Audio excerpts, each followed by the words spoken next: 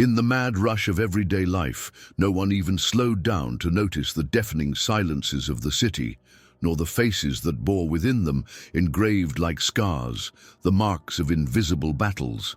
It was the kind of blindness that haste imposed, a brutal indifference that transformed entire stories into mere blurs in the urban landscape. Calvin Moore was one of those blurs, a shadow sitting in the corner of a busy coffee shop with his worn military coat, a cup of black coffee in his gloved hands, and his gaze fixed on the window as if searching for something that time had stolen. He didn't ask for anything. He didn't bother. He simply existed in that space that, for most, was just another transit point. But for Calvin, that coffee shop on the corner of Ita and Lincoln Avenue in Denver was a last refuge, the only place where he could still feel a shred of humanity, a fragile link with the world that had once been his. He would always come in between 9 and 10 in the morning, a silent and non-negotiable ritual. He would order a small black coffee and sometimes a piece of bread with butter if the coins counted in his plastic bag allowed. He would greet everyone with an almost imperceptible wave, a whispered, "Good morning," and then retreat to his usual corner next to the window, watching the movement of the street as if each car and each passerby were clues to a distant memory that desperately needed to be recovered. That morning, the cold was biting, more intense than usual, and the old olive-green coat worn by time was his only shield. On the chest, the name Moore was embroidered, a lonely echo of who he once was, the last piece of an old life that time had not managed to erase. The coat was not just a garment. It was a memory, an identity, and the only shelter he had left against the indifference of the outside world.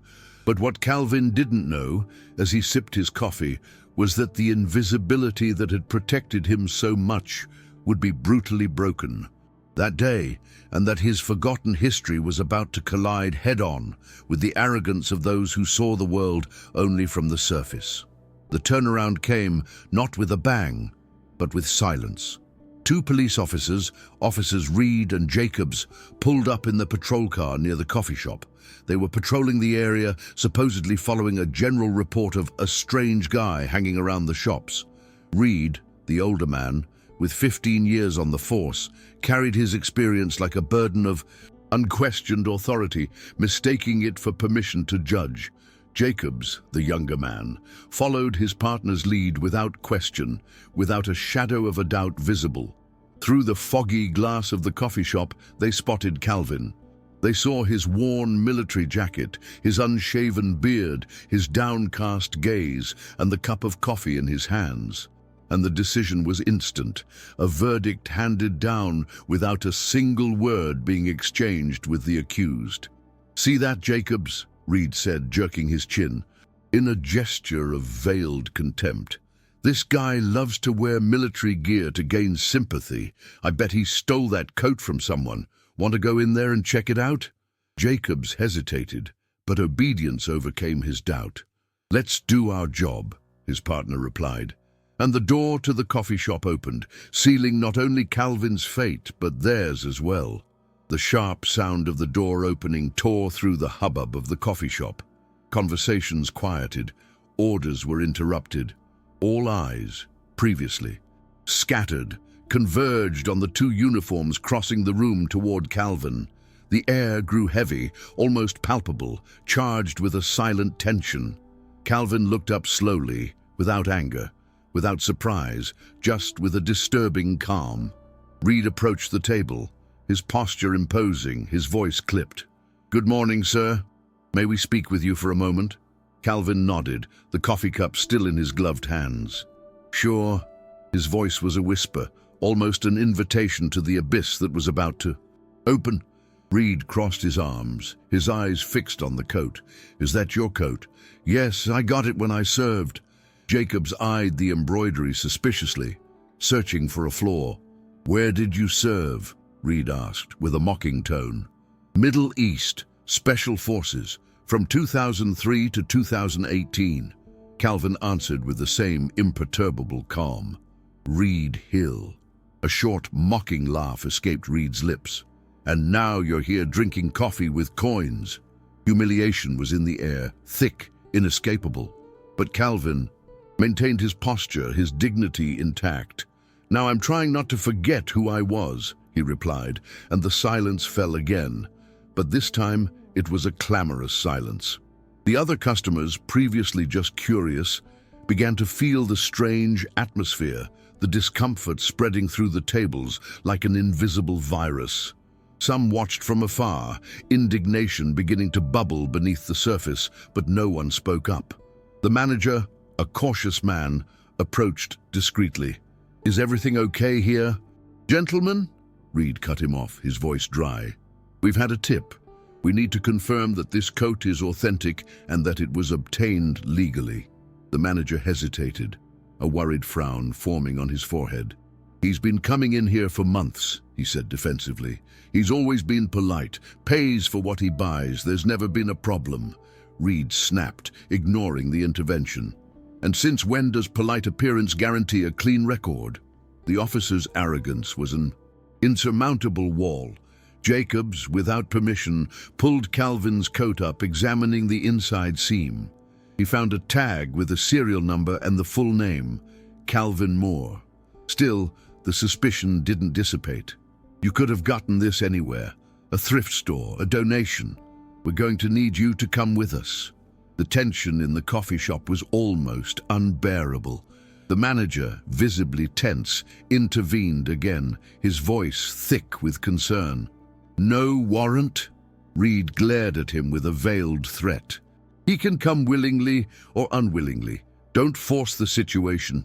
Calvin, with the calm that seemed to defy the gravity of the moment, sighed. He raised his coffee cup to his lips for the last time, took a slow sip, and stood up. Even in the face of public humiliation, his posture was firm, almost elegant. "Can I make a phone call first?" he asked, his voice low but clear.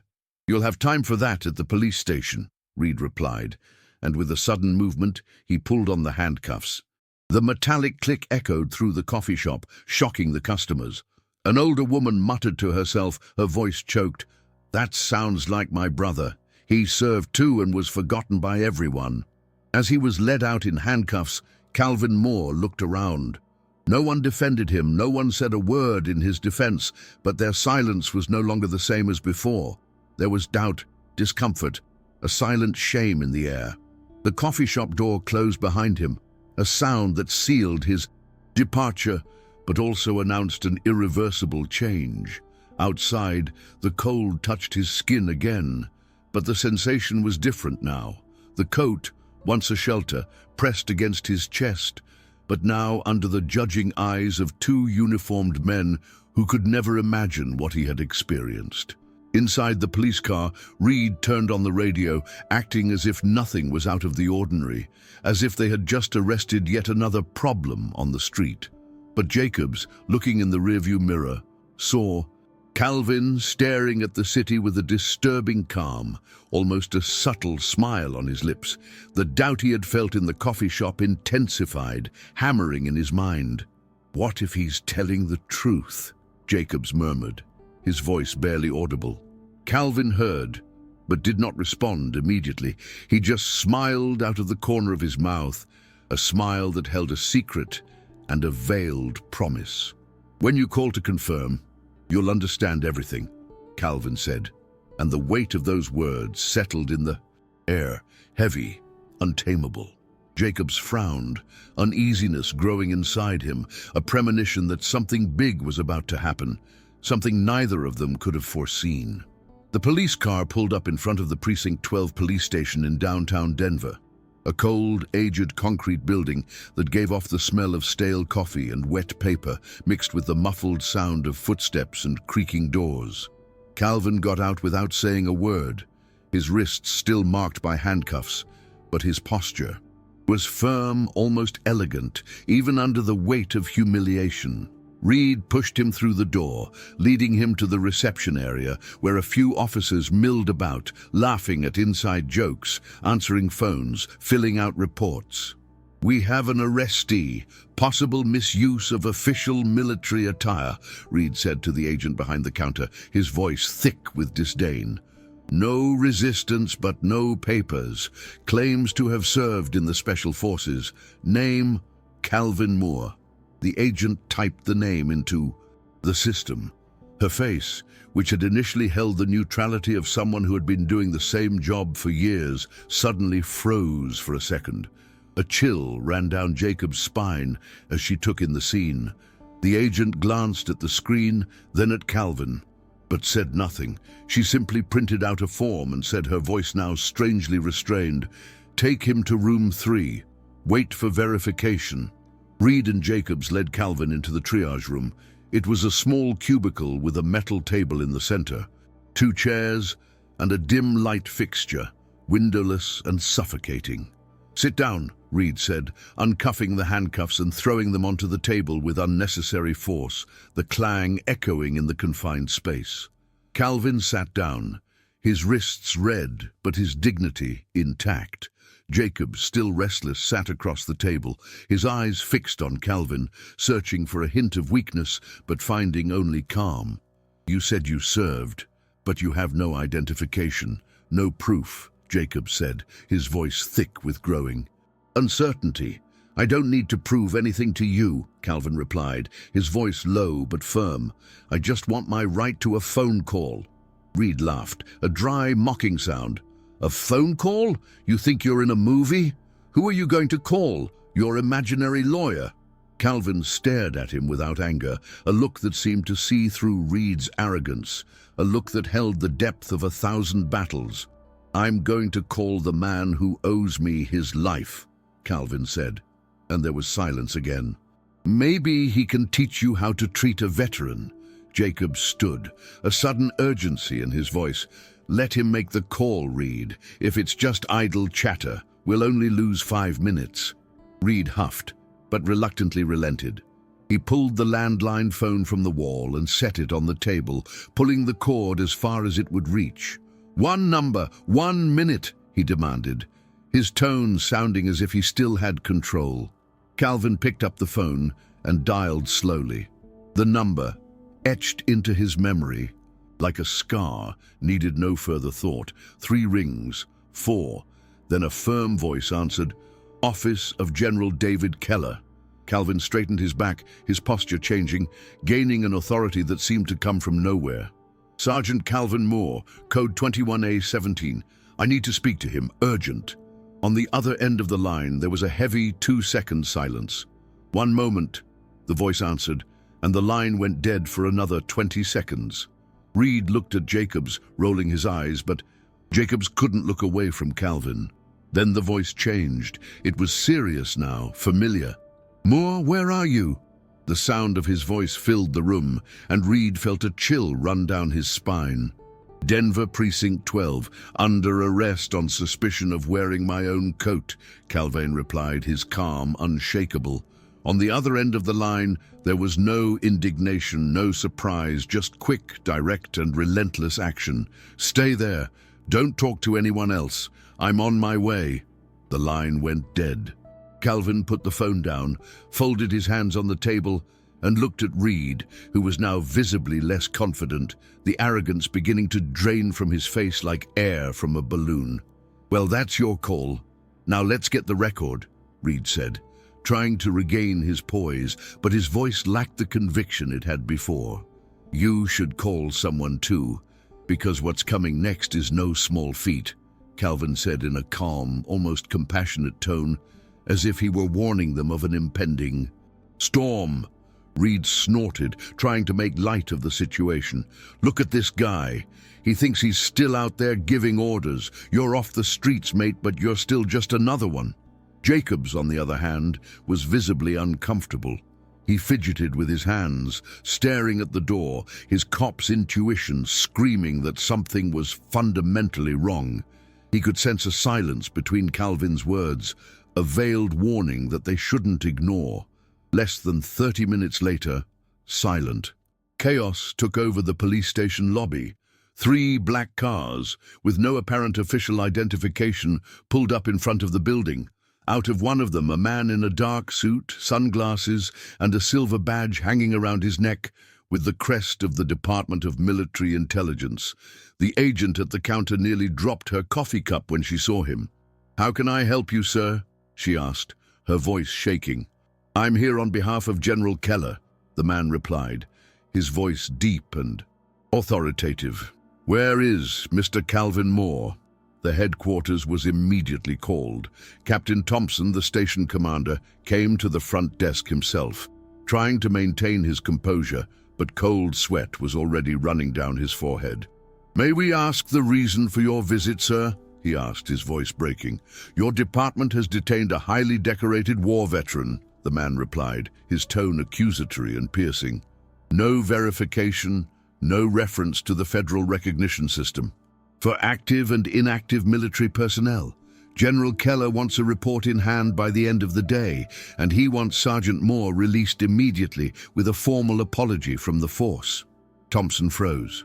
It wasn't the first time an administrative error had taken on such proportions, but it was the first time it had involved such a powerful name and such deep shame.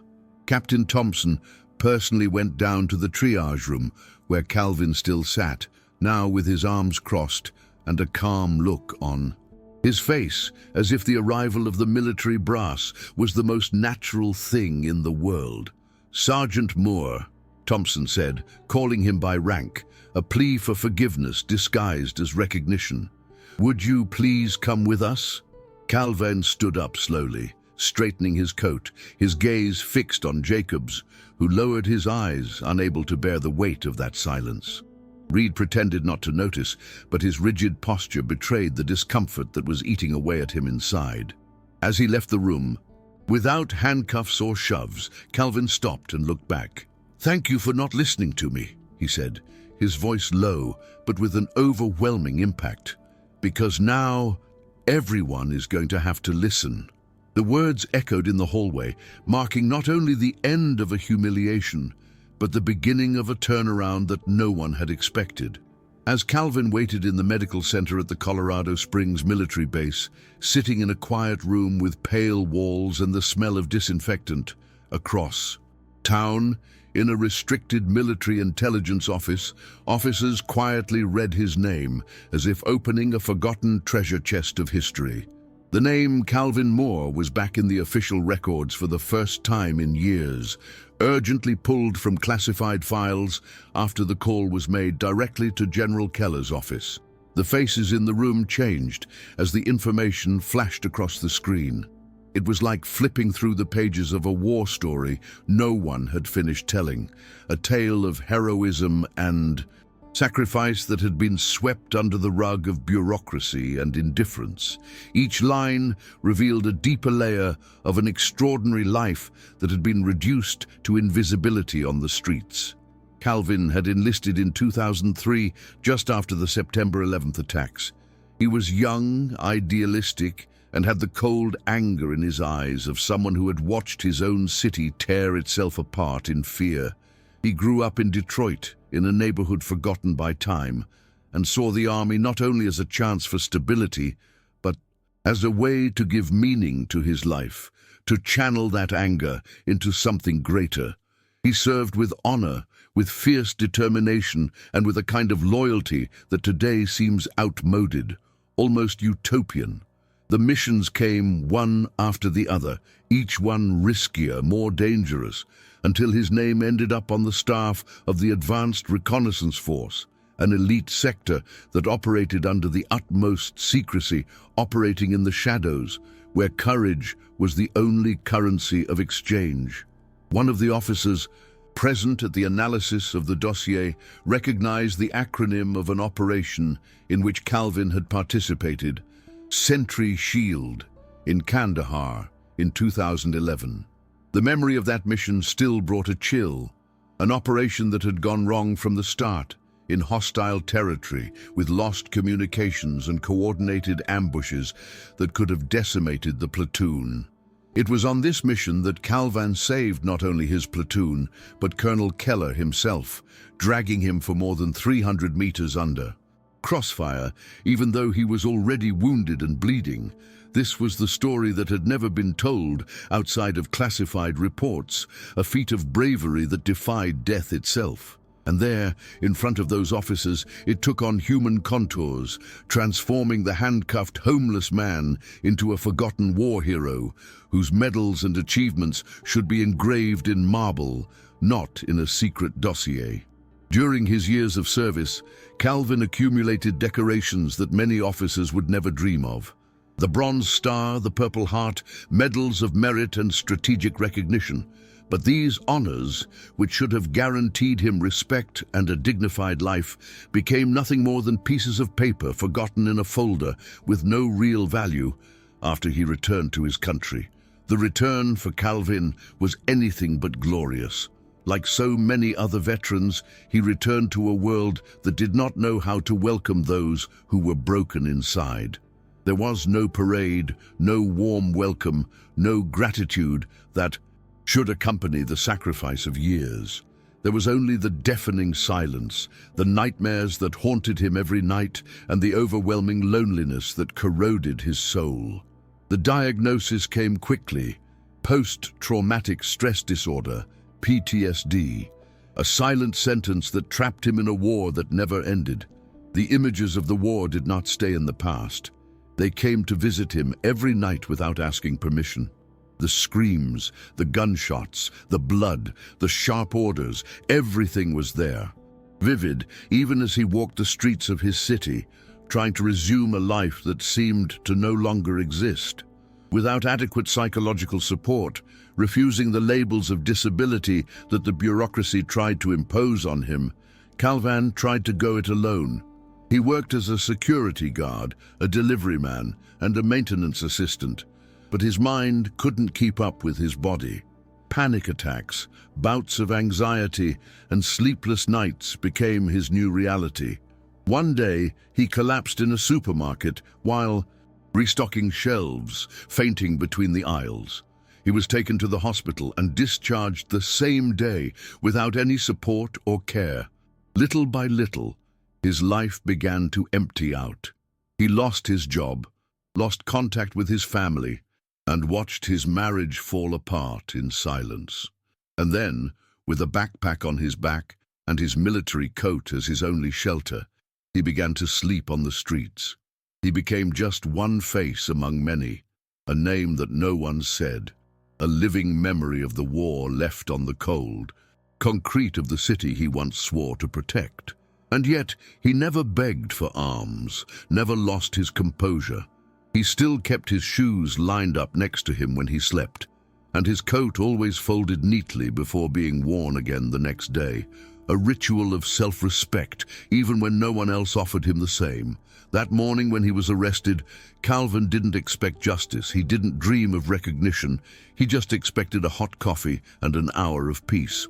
But the police officer's reaction rekindled a part of him that was still resisting, the part that knew who he was and knew that he hadn't fought so hard, hadn't endured so much, to end up silent in a cell, treated like a fraud. Back at the base, after his files had been checked and his identity confirmed, Calvin was called to a private room. There were Captain Lang, in charge of the medical center, and 2 officers from the Veterans Department, all standing when he entered, a gesture of respect he hadn't received in years. Lang looked at him not with pity, but with deep respect. "Sergeant Moore," he said, his voice choked with emotion, "I have read every line of your brief, and quite frankly, we have failed you.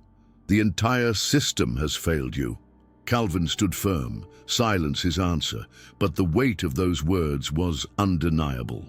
"We want to make this right," Lang continued. "You are entitled to assisted living, full medical care, and a retroactive military pension. But more than that, we want to listen to you. Hear your story, and if you agree, add your name to a new rescue and reintegration program for homeless veterans." Calvin looked down and took a deep breath, the weight of years of invisibility exuding in a deep sigh. He didn't want charity. He didn't want his medals back. He just wanted to not be ignored, to ensure that no one else had to prove, as he had, that they were still human. He looked up and answered in a low but firm voice, the voice of someone who had found new purpose. If I can keep one more brother in uniform from ending up like me, then I'm in. In that moment, he was not just a reinstated veteran. He was the symbol of a national wound that was finally beginning to heal, a beacon of hope amid a sea of oblivion. The turnaround was not just personal, it was collective, a promise that the system, despite its flaws, could still learn. Inside the Precinct 12 police station, the atmosphere had changed, not in an overt way, not in words, but in the looks on people's faces, in the longer silences between one comment and the next, in the way officers walked through the hallways, looking away when they passed Reed and Jacobs. Everyone knew what had happened, even if the story had not made the newspapers or gone viral on social media. There were no sensational headlines, there was no public scandal, but within the force, the name Calvin Moore was now a living reminder of a mistake no one wanted to repeat. It was an invisible but indelible stain on the department's reputation. The two officers were officially removed from the streets. The order was clear: administrative duties only, no contact with the public, no uniform, no weapons. The measure, although not definitive, was symbolic. They were there within the system, but outside of the action, trapped in a kind of professional limbo. Reed reacted as if he had received a personal affront, grumbling in corners, slamming doors louder than necessary, and muttering to his colleagues that it was all an exaggeration, that they were just doing their job. But no one responded. Even those closest to him preferred not to get involved. Their silence was a judgment. Jacobs, on the other hand, was overcome by a different silence, a reflective silence that consumed him from within. He spent his days at a desk in the back of the archives department, organizing old folders, filling out obsolete forms, and avoiding his own reflection in the glass, as if he feared what he would see. He remembered Calvin's eyes, not the eyes of an angry homeless man, but the eyes of someone who had seen the worst of humanity and yet remained standing, an unshakable force. The image of Calvin in handcuffs, calmly saying that everything would change with one phone call, wouldn't leave Jacobs's mind. Deep down, he knew from the beginning that there was something about that man that didn't fit with the dirt on the street, nor with the hasty judgment that he and Reed had made. The Internal Conduct and Ethics Department opened a silent investigation. Two representatives from the Internal Affairs Department arrived at the police station, not to investigate a crime, but to understand what led two police officers to treat a war veteran with mockery and distrust, even with clear evidence of his identity. They requested access to the reports of the stop, the audio recordings from the patrol car, and the statements of those involved. The investigation didn't seek out the guilty parties with fanfare. It sought to understand how institutional arrogance became a pattern, how empathy was lost along the way. Captain Thompson, in charge of the police station, followed the process with a mixture of shame and urgency. He was an experienced and respected man, but he knew when years of silence finally took its toll. He called an internal meeting of the officers in the house, closed the doors, turned off the phones, and spoke in a firm, blunt voice. He said that the Moore case was not just about mishandling, it was a portrait of a deeper failure, an inability to see the humanity in people before the uniform. And if the police were to continue to exist with any respect, they would have to learn to look again, to see beyond appearances, to recognize the dignity in every human being. It was a speech that marked a new era for the department, an era of self-reflection and forced change. Meanwhile, Jacobs made a decision that would change the course of his own trajectory. He wrote a letter. It was not a generic, impersonal apology. It was an attempt to cleanse his own soul, to purge the shame that was consuming him. It was a heartfelt letter, scribbled, rewritten 3 times before it was just right, each word filled with remorse and a genuine desire for redemption.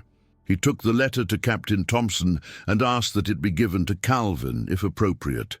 In the letter, Jacobs deeply regretted what he had done, confessing that he had not been able to sleep properly since that day, that, for the first time, he realized that he had been wearing the uniform to protect himself from what he did not want to see.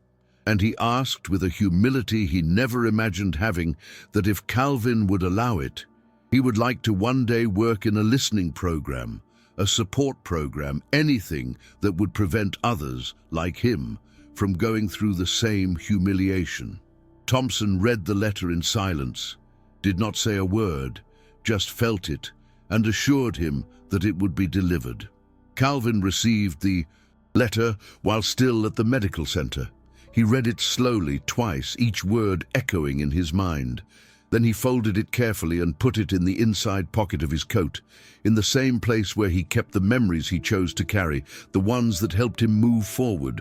He made no comment, just looked out the window and thought that if this young man was willing to learn, then maybe something could still change. Maybe the seed of empathy could bloom even in the most arid soils of the institution.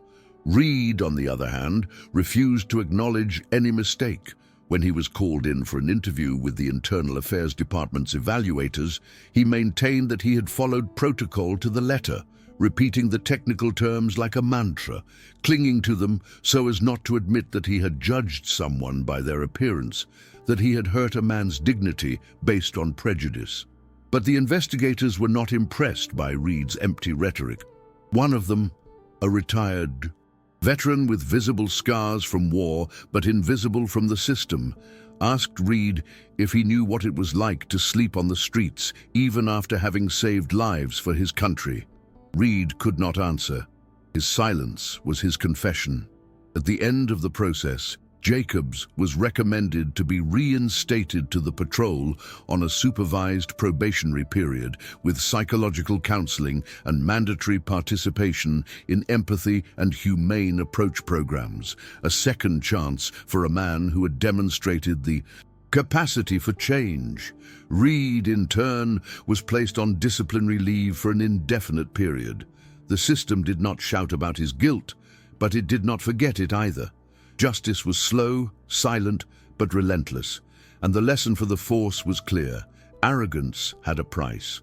Days later, Captain Thompson put up a wooden board in the central lobby of the police station.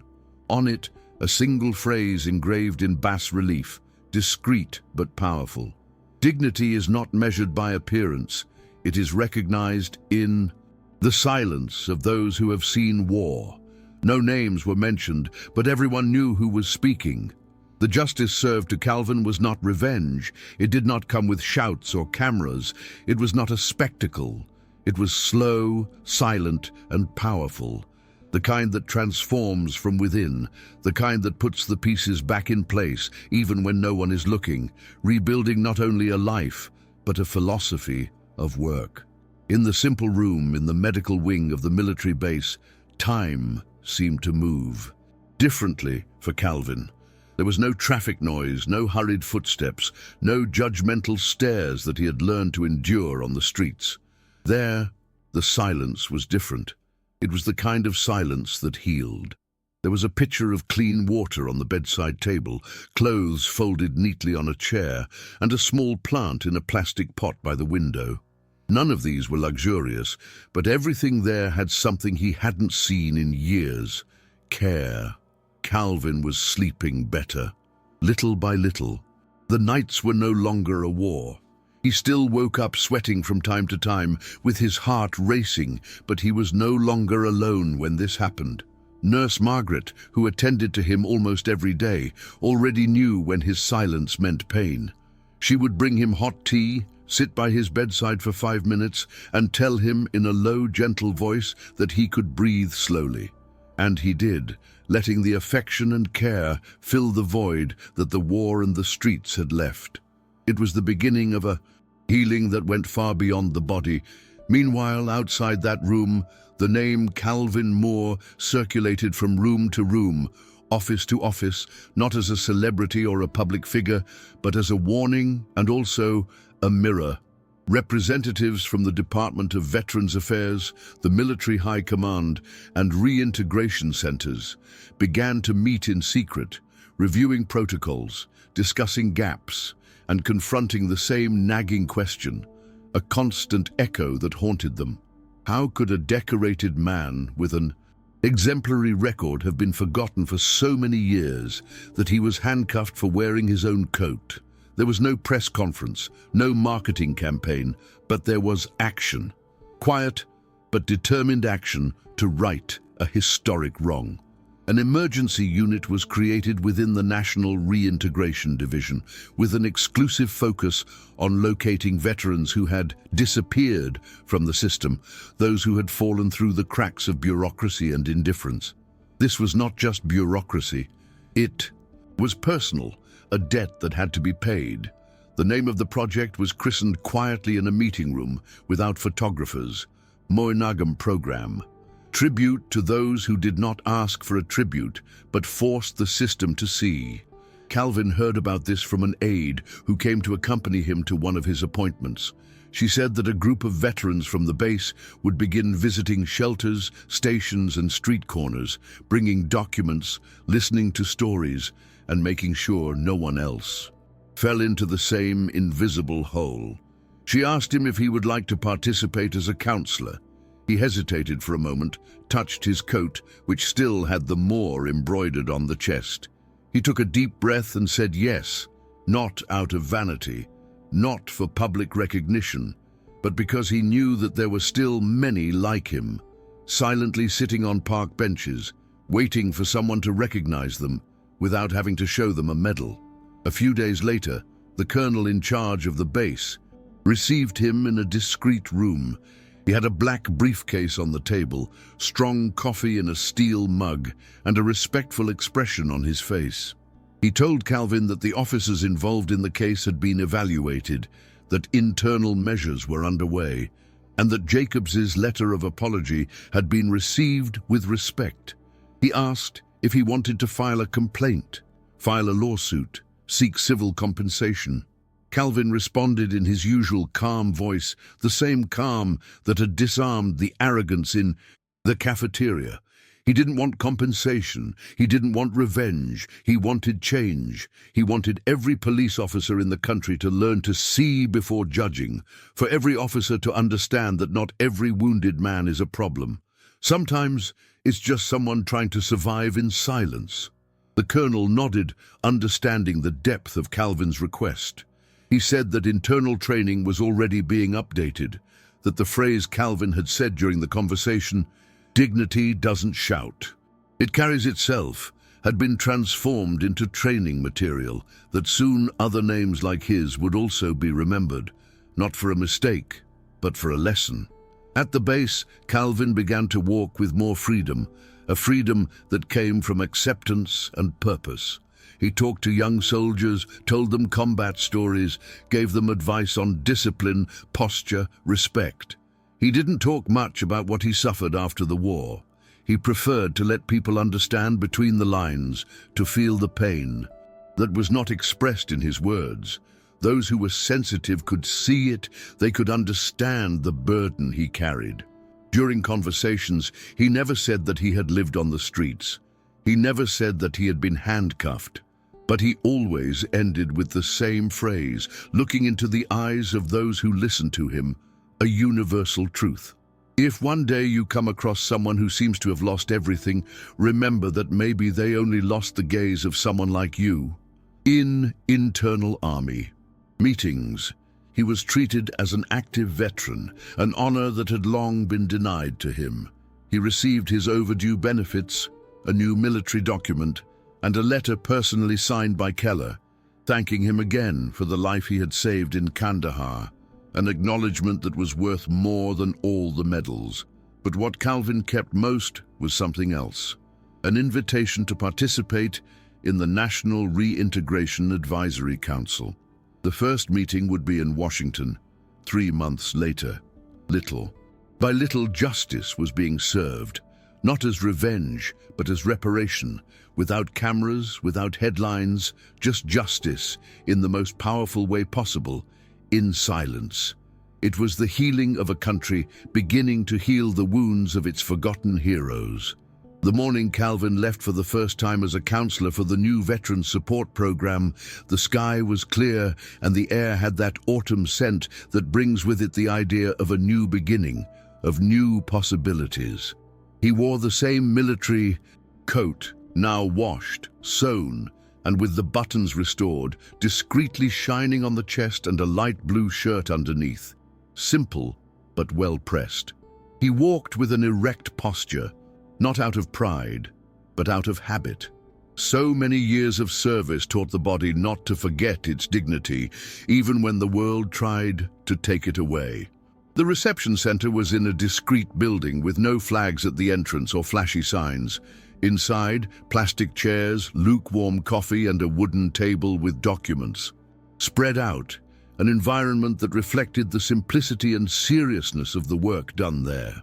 3 other veterans were participating in the same program, each with a different past, but all with the same look of someone who had had everything and then lost even their name.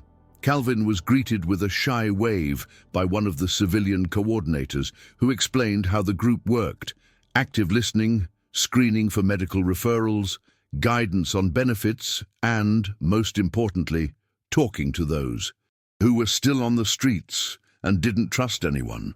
They said that was the main reason they had called Calvin, because someone who had experienced it firsthand is listened to more than someone with a badge, a truth that resonated in every fiber of their being. It was the opportunity to be the voice he never had, the ear that never listened to him. The first approach took place near a subway station. A man with a big beard, sunken eyes, and trembling hands was warming himself with a grubby blanket leaning against a pillar. When Calvin approached, the man frowned.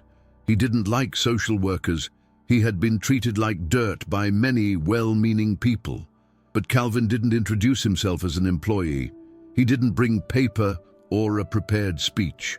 He sat down beside the man calmly, silently, just present. "I've also slept on the sidewalk," he said, his voice low, full of a truth that only those who have lived it can convey. "And I spent a long time thinking that was the end." The man looked at him sideways, suspicious, then noticed the coat. His eyes, fixed on the embroidered name, remained there motionless for a few seconds, until the question came, full of genuine curiosity. "Was that really your coat?" Calvin looked straight ahead, without taking his eyes off the street, his calm unshakable. "Yeah, they almost arrested me because of it. They thought I couldn't have something like that." The silence that followed was more honest than any lecture, more effective than any speech. It was the kind of conversation between equals, between survivors, between those who understood each other's pain without needing words. The following week, the center received 5 more veterans. 2 of them said they only went there because they heard about a guy in a green coat who would sit and listen without trying to save anyone by force, without imposing solutions, just offering an ear and a safe space. Little by little, Calvin became a reference without wanting to be. He didn't give ready-made advice. He didn't promise miracles. He just said what he had experienced and showed with his own presence that there was a possible path after the fall. Not always easy, not always quick, but there was. Over time, he was invited to participate in conversation circles inside shelters. He would bring tea, sometimes coffee, and sit with the men around a plastic table, listening to stories of battles that weren't in the books, battles against the cold, against hunger, against their own minds that betrayed them. At one of these meetings, a young man named Travis asked Calvin why he came back, why he didn't stay hidden like so many others.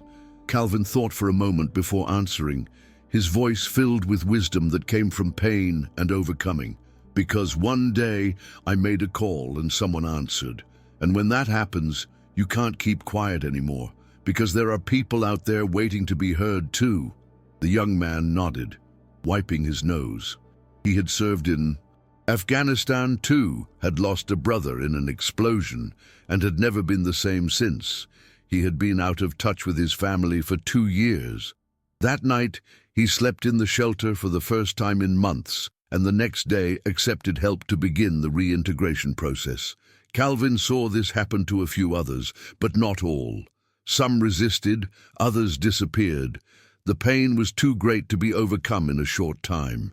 But he no longer expected to save the world. He just wanted to be the kind of presence he himself needed to have found when he was at rock bottom, a beacon of hope for those who felt lost in the darkness. It was slow, discreet work, but deeply meaningful. In the 3rd month, a new and impactful turnaround. Calvin was invited to visit the local police training academy. A new module had been created, humanized approach to veterans in vulnerable situations. The school principal asked him to share his experience not as a victim but as an educator, as someone who could change the way police interacted with the most vulnerable. In the room full of young men in uniform, Calvin walked to the center, took off his coat, placed it on a chair, and stood in silence for almost a minute. A silence that weighed heavily, that held everyone's attention. Then he said, his voice clear and firm, "This coat here gave me pride, it gave me respect. But one day it almost sent me to jail, because someone thought a man like me couldn't have something like that." The room was silent. The young officers absorbing every word, every silence. "I'm not here to apologize," Calvin continued, "or to say that every police officer is an enemy. I'm just here to ask you to learn to look deeper. Sometimes we carry a piece of war in our eyes, and what seems like disorder is just tiredness. What seems like a threat is just someone who wants to be seen." At the end of his speech, one of the recruits stood up and thanked them out loud, saying that he would never forget those words, that they would change the way he acted. Others followed him with timid applause, which soon became firm. It wasn't a tribute. It was recognition, the understanding of a truth that had been ignored for too long. Calvin left without fanfare, as always. But something inside him felt lighter, as if finally the scars were starting to have a function, as if the pain had found a way to become a bridge to transform lives. On the way back home, walking down the sidewalk with his coat closed up to his neck, he stopped for a moment, looked up at the clear sky, and thought that maybe the uniform had never been the most important part. Maybe that was who he chose to be after him. The first Friday of December at the military base in Colorado Springs dawned covered in a fine fog. The cold cut through the cracks in the windows and left the floor damp. But inside the small reintegration center, the atmosphere was different. The main room was full. There were no flags or banners, no reporters or photographers. But every face there carried an attentive silence, as if knowing that something important was about to happen, something that would change history forever. Calvin arrived early, as he always did, greeted the staff by name, exchanged a few words with the veterans of the day, and left his coat over the back of the chair, hanging carefully. In his pocket, he carried a small notebook, where he wrote down the names and stories of each man he spoke to. He never let anything go by. He said that remembering someone's name was the first sign that they existed, the first step to regaining dignity. He didn't know exactly why he had been invited. They said there would be a small meeting with representatives of the High Command. Maybe a conversation about improvements to the program, maybe just an internal ceremony. Calvin didn't care about the details. He had learned not to create expectations with institutions, just to do the best in the space he had, to trust the process and to trust his own truth. When the room was already composed, a colonel entered. It was the same man who had coordinated the start of the Moore program. He had a firm posture but kind eyes. He carried with him a small dark wooden box and a folded sheet of paper. The formality of the moment was evident. He excused himself, placed the box on the table and looked at Calvin. "Mr. Moore, I ask that everyone be here today because there is something that needs to be done, something that has been forgotten for too long." Calvin straightened his posture in confusion. He was not used to being called to the center of a room, much less to be the center of something.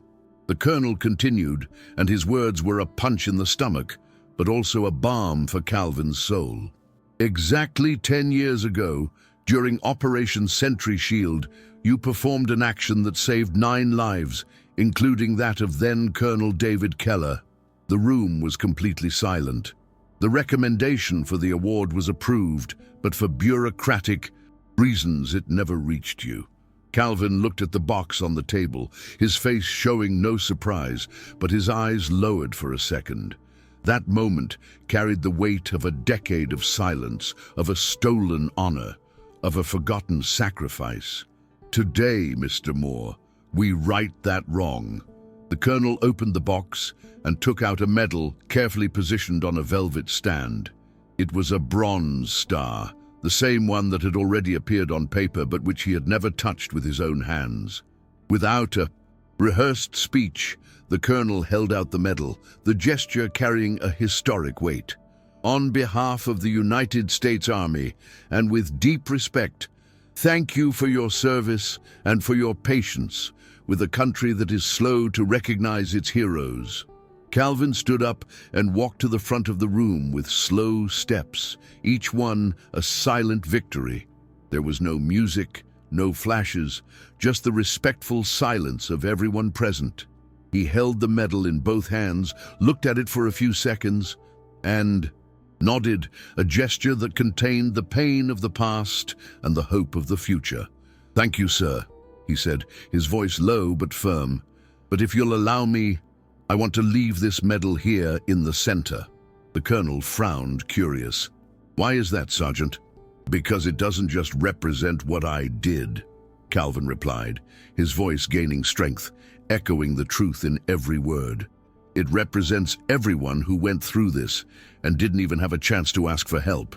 I could only make a phone call. Many can't even do that. I want someone new to come in here to see this medal and know that their story can continue too." The room fell into absolute silence. It wasn't a speech for effect. It wasn't a calculated speech. It was the raw truth of someone who had carried the burden of invisibility for years and was now turning that recognition into a bridge to others, a hope for those who were still lost.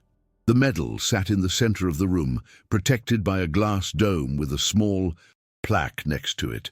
Donated by those who wanted not applause but change. It was a symbol, a beacon, a reminder.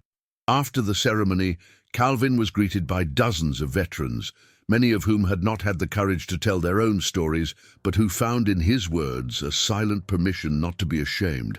One of them, a man named Hector, a Gulf veteran, said quietly, his eyes welling with tears, "I thought I was dead inside, but after I saw you talking to Travis that night, I went to sleep in a warm place for the first time." Calvin didn't answer, just touched him firmly on the shoulder.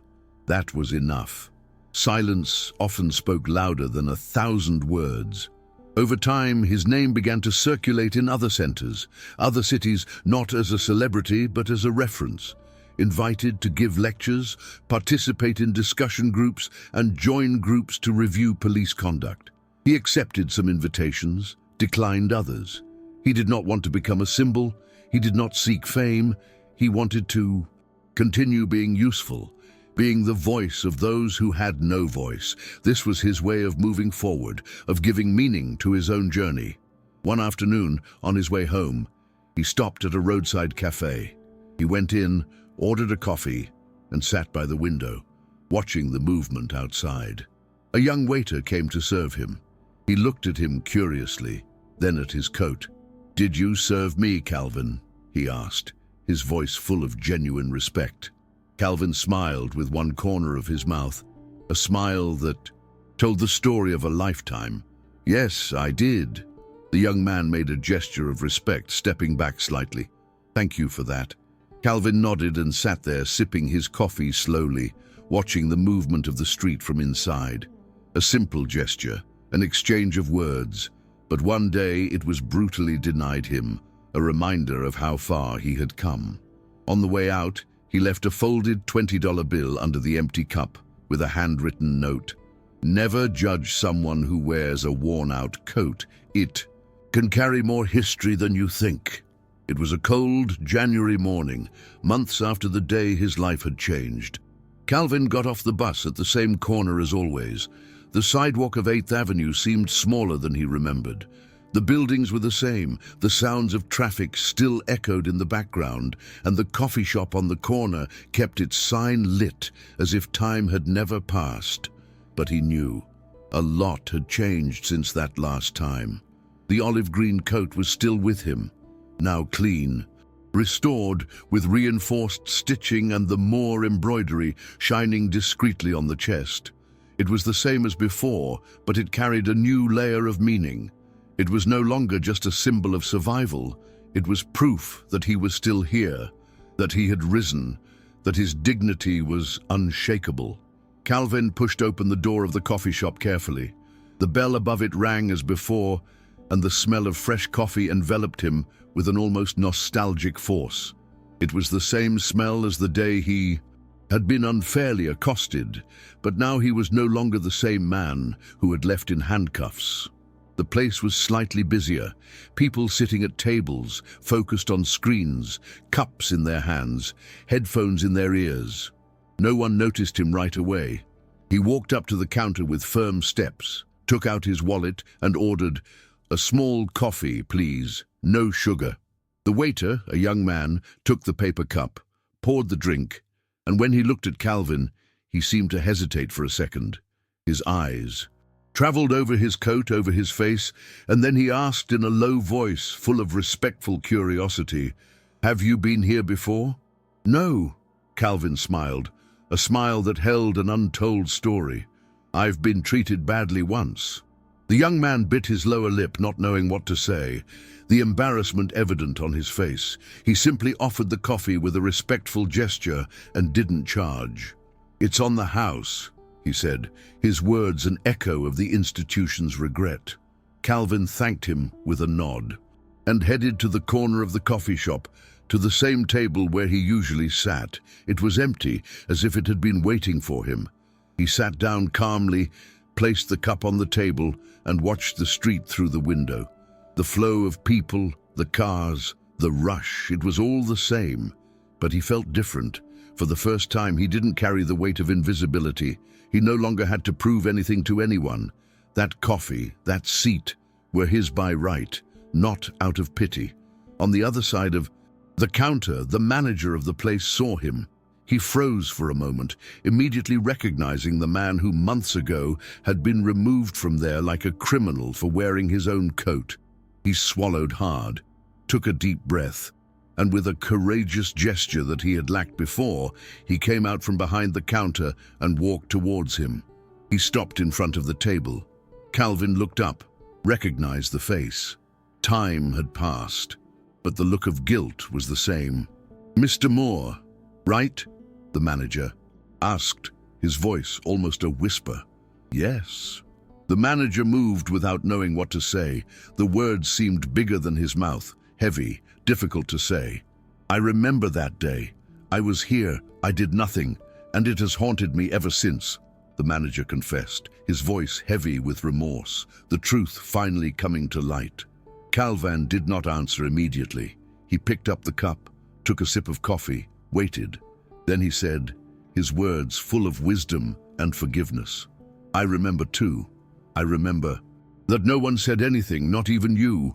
But I also know that fear sometimes paralyzes and that silence takes its toll." The manager looked around as if seeking support from the walls. "Will you forgive me?" Calvin looked at him. There was something in that request that he didn't hear often. It wasn't just guilt, it was a sincere desire to make amends, to lighten a burden that was consuming him. He nodded slightly. "I didn't hold on to anger. I held on to my memory and used it to build something else. No one can take that away from us." The manager breathed a sigh of relief. He seemed lighter, as if a heavy burden had been lifted from his shoulders. He excused himself and returned to the counter. There was no audience, no applause, no record, But that small gesture had more meaning than 1,000 public apologies. Calvin finished his coffee slowly, watched the movement for a few minutes. The world was moving on, and so was he. On his way out, he walked past the counter, left a folded $20 bill next to the empty cup, and said to the attendant, "You can use this to pay the next veteran who comes in here and tell them they understood." The young man smiled.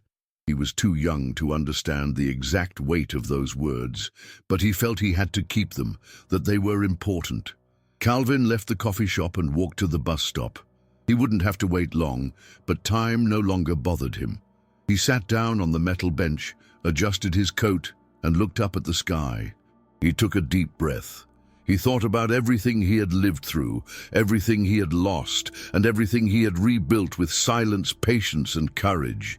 He had never sought revenge, never wanted to be in the news. He just wanted to be recognized as a man, as a citizen, as someone who had served and fallen, but got up again. And in that moment, sitting alone on the cold sidewalk, he knew he had succeeded. The turnaround was complete, not only in his life, but in the impact he had made. The months passed, like the cold March wind, discreetly, consistently, changing everything without fanfare. Calvin continued his simple routine between the reintegration center, visits to shelters, and his small house on the outskirts of Colorado Springs. The green coat, a symbol of everything he had experienced, now hung in the entrance hall, respected as part of the house, but no longer stuck to his body as before. He no longer had to prove anything. In the center, the chairs began to fill up, faster. Veterans, who had previously been wary of any help, began to show up more frequently. Some came just for the coffee, others out of curiosity, but most came because someone told them that there was a man there who knew how to truly listen, a man who understood pain without needing words. There were no posters with his photo, no folders with his story, but in every corner of the center, in every whispered conversation between one sheltered person and another, his name circulated like a kind of shared secret. More. They said that he didn't ask hurtful questions, that he listened until the end, and that when he spoke, he didn't use ready-made phrases, he spoke truthfully. The program's attendants began to notice something curious. When Calvin was present, the tension in the rooms diminished. Even the most reserved ones calmed down. It wasn't charisma, it was presence. He didn't need to command in order to lead, and that was more powerful than any uniform or any rank. On a day, cloudy morning, a young man named Miguel appeared at the center for the first time.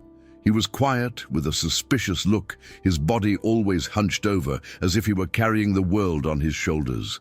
He had served for a short time, but what he saw and experienced was enough to break him inside. He spent 2 years on the streets, not speaking to anyone. On his first encounter with Calvin, he was silent, for the next 10 minutes as well. On the second day, he only answered with yes and no. It was on the 8th day that, out of nowhere, he began to speak, a river of words that needed to be released. He told everything at once, as if he needed to vomit the pain that was consuming him.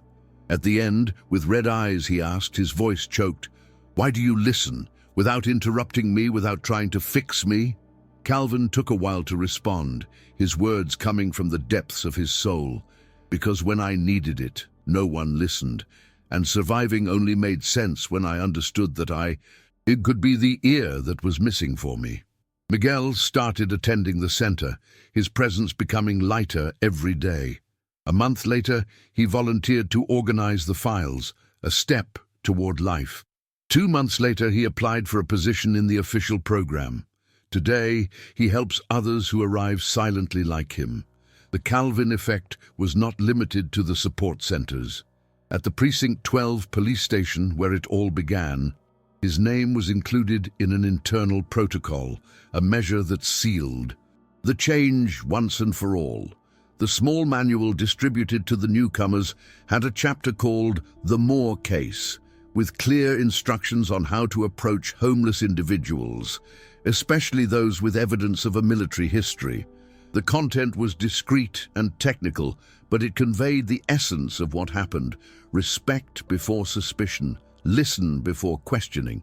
Jacobs, the young police officer, was reinstated with restrictions, a new chance to prove his worth. He actively participated in internal training and on his own initiative began teaching classes on humane approaches, sharing the lesson that Calvin had taught him. In one of these classes, he told Calvin's story to the recruits. "I handcuffed a man who saved more lives than I can count, and yet he didn't treat me like an enemy. He taught me with silence." Some laughed uncomfortably, others were moved, but no one left the room indifferent. The seed of change had been planted, and Jacob's words became a constant reminder of the importance of empathy. Meanwhile, Calvin refused invitations to give interviews. 2 production companies approached the center, asking for permission to make a documentary about him. He refused both, saying that his story was not entertainment, not to be exploited, that he did not want to be remembered as an exception, but as a sign that there are many like him out there, invisible but real. At the end of the day, what mattered most to him was simple: to continue to be present, to bring coffee, to remember names, to reinforce that a man's dignity cannot be measured by where he sleeps, but by the way he continues to try to live. This was his mission, his legacy. One rainy afternoon, Margaret, the nurse who had cared for him during the first days of his hospitalization, showed up at the center by surprise. She was carrying an envelope. Inside was a letter. It was from General Keller, handwritten, a personal and profound acknowledgement. "Calvin, earlier today, as I was reviewing program reports, I saw that over 200 veterans had been located and redirected to treatment through the project you helped to form. Many of them said the same thing. I was heard for the first time in years. You are not just part of this story. You are the reason it began. With eternal respect, Keller." Calvin read it silently. He said nothing, just folded the letter carefully and put it in the notebook, where he wrote down the stories of others. This, he knew, was just another page in the invisible notebook he had been writing without needing to publish. His legacy would not be seen in awards or headlines, but it would be present in every man who slept under a roof again, in every recruit who thought twice before pulling out handcuffs, in every dispatcher who, faced with a blank stare, said, "Sit down here and tell me your name." A legacy that is not shouted, not applauded. A legacy that is felt, that spreads from heart to heart. It was early spring when Calvin sat on the wooden bench in the small garden at the back of the house where he now lived. The flowers had not yet fully bloomed, but the green was beginning to overcome the cold. The sound of the birds was soft, and the sunlight touched his face gently. There, in the silence of that simple yard, he felt that he could finally breathe without the weight of the past pressing on his lungs. His olive-green coat was hanging inside the house, carefully folded on a wall rack that he had installed himself. He no longer needed to wear it every day. It was no longer a shield or proof. Now it was memory and remembrance, and when respected, it does not hurt. It teaches. Since his last visit to the coffee shop, where it all began, Calvin had continued his routine calmly. He continued at the reception center, but now as a mentor to new counselors. He spent more time training people than directly serving them, not because he was tired, but because he understood that his story needed to generate continuity, that his legacy should multiply. This was done by multiplying the listening, not by centralizing applause. One afternoon, a group of new volunteers asked him what he wanted most, now that his life was at peace. They thought they would hear a simple answer, a trip perhaps, or to be reunited with his family. But he took his time answering.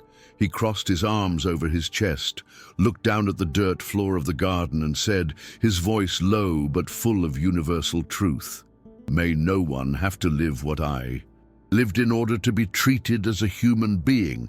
Silence filled the room. That was it, that was all, but that was all.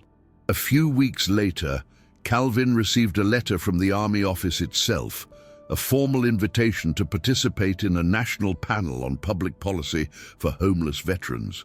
He smiled when he read it. He was not the type to enjoy the spotlight, but he said yes. Someone has to be there and tell the truth without embellishing it, he told the center's coordinator, and if I can be that, a voice, then I still have work to do. He drove to Washington in silence, accompanied by a transportation officer. The meeting was held in a simple oval room, with civilian and military representatives, legislators, and administrators. When it was his turn to speak, he didn't use slides or memorize speeches. He simply spoke about what he had experienced and how a simple phone call made from a cold room with handcuffs on his wrist changed not only his fate, but that of hundreds of other forgotten people. He didn't ask for more funding, he asked for more humanity. He was heard and returned home the next day, as always, discreet and peaceful. In the last days of April, Calvin started waking up earlier, going to the market to buy fresh bread, greeting his neighbors by name, sweeping the sidewalk in front of him, and sometimes helping the elderly man next door with the garbage bags. Nothing grand, just life. And for someone like him, living calmly was the greatest achievement, the greatest victory after a life of torment. One ordinary afternoon, as he passed a bus stop, he saw a man sitting on the ground with a blanket over his shoulders and an empty look in his eyes. It was a new face, someone who was still trapped in the silence of abandonment. Calvin approached, crouched down next to him, and asked, "Have you had coffee today?" The man shook his head. Calvin took a thermos from his backpack and poured it into a disposable cup. He sat down next to him and stayed there, without asking any questions, just being present, because he knew how it started.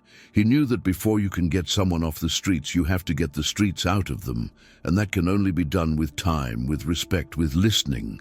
Back home, before going to bed, Calvin sat on the porch, looked at the sky, now clear, took a deep breath and thought about everything he had experienced. From war to abandonment, from the sidewalk to the coffee shop, from humiliation to justice. And now the silence that enveloped him was different. It wasn't the silence of oblivion, it was the silence of well-deserved peace. He closed his eyes, and, for a second, he heard old voices, battle cries, gunshots, radio calls. But this time they didn't scare him, they just passed by, like someone saying goodbye, like ghosts from a past that was finally at peace. The next morning, he went to the center as usual, greeted his colleagues, organized the names of the day's screenings, and had his coffee, sitting in the same corner as always. But there was something different in the air. Everyone knew it. That story was coming to an end, but it wasn't a sad ending. It was a dignified closure. Calvin didn't need to be there every day anymore. He had left his mark, his legacy, and now others knew how to carry on. Before leaving, he left an envelope at the reception, addressed to future counselors. Inside was a single sheet of paper with a handwritten sentence. "If you listen with your heart, they will know they can go home." And he signed it simply with "More." Time passed and Calvin went on with his life, now anonymous again, but with a renewed purpose, an inner peace he had never experienced before. His name still echoed in the corridors of the centers, in the remodeled police stations, in the police academies, and above all, in the hot coffee served with respect.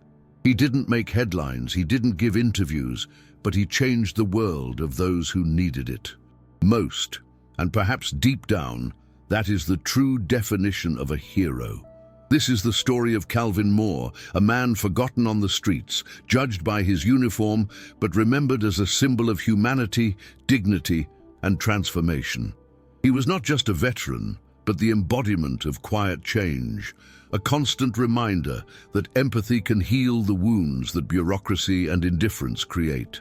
His journey became a beacon, illuminating the path for others who, like him, have lost their voice and visibility, teaching that true strength lies in the ability to stand up and help others.